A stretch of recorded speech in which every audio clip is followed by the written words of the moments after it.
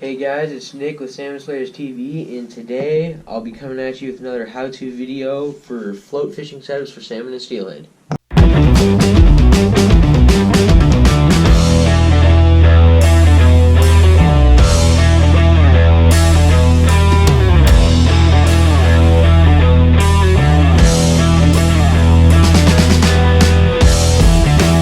So guys, the first part to float fishing is the line, and I recommend everyone go out there and get a high visibility yellow braided line. Minimum 30-pound test for trout, steelhead, and salmon. This isn't for the strength, this is more for the diameter of the line. One of the properties of braid is it floats, and the bigger diameter will help it float even more. And the whole reason for the high visibility and the floating is so when you're mending your line, it'll make it easier to see and to do the mend. And we'll get to that later.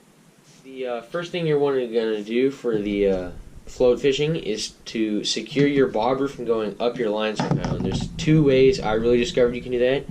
You can either use these Mac, or I know there's a couple other brands. You just run your line through the tube, then it's like kind of like a nail knot or something similar to that, and then you pull the tube out and crush the knot down, and then this can slide up and down your line. But I prefer these other ones from Mac, the little egg bead stops or whatever.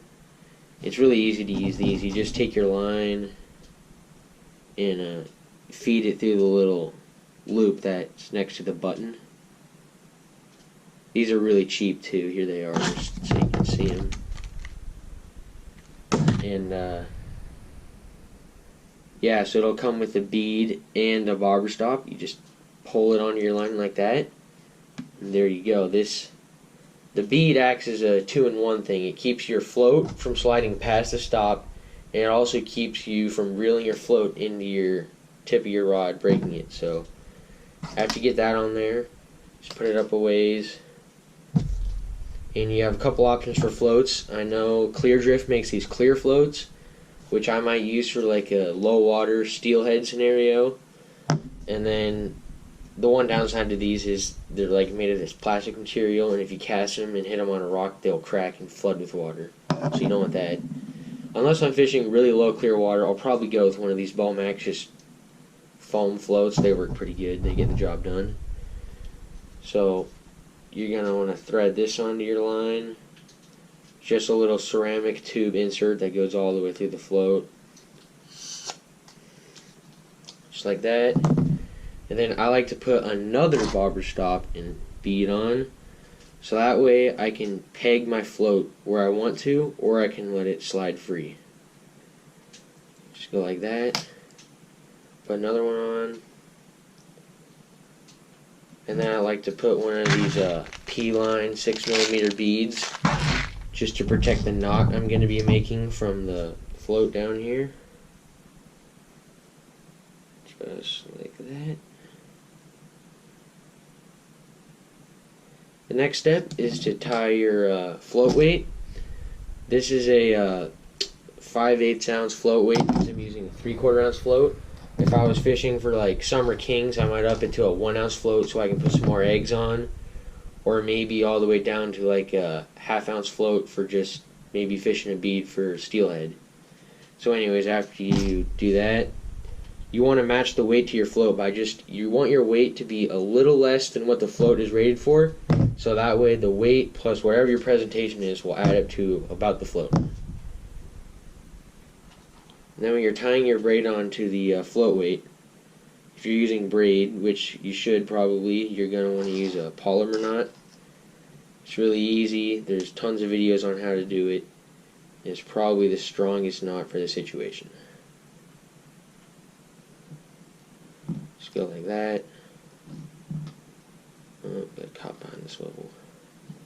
Pull that tight. Cut the trim.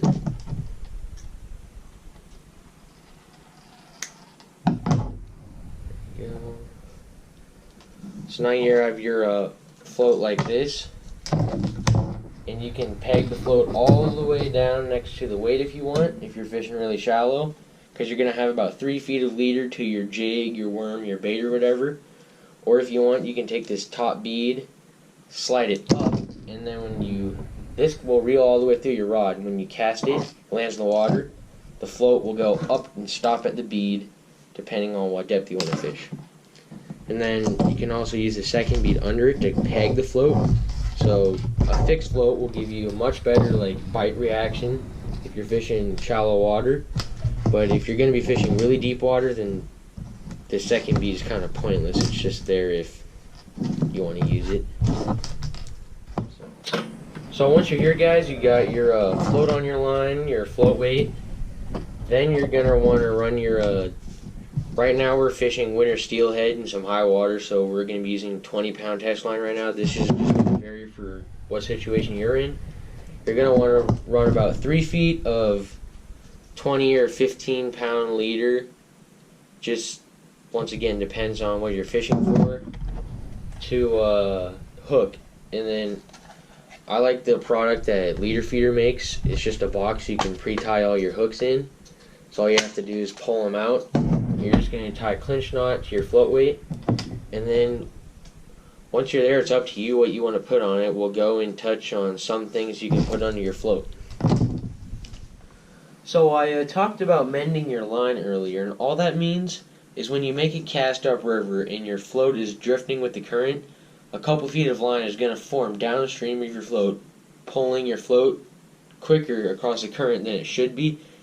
And all mending means is picking up that line off the water and flipping it back upstream. And that's why I was saying braid would be a great pick for your line. So now to go over a few things you can rig under your float to try to catch a steelhead or a salmon. You can go straight 3 feet of fluorocarbon leader to a jig.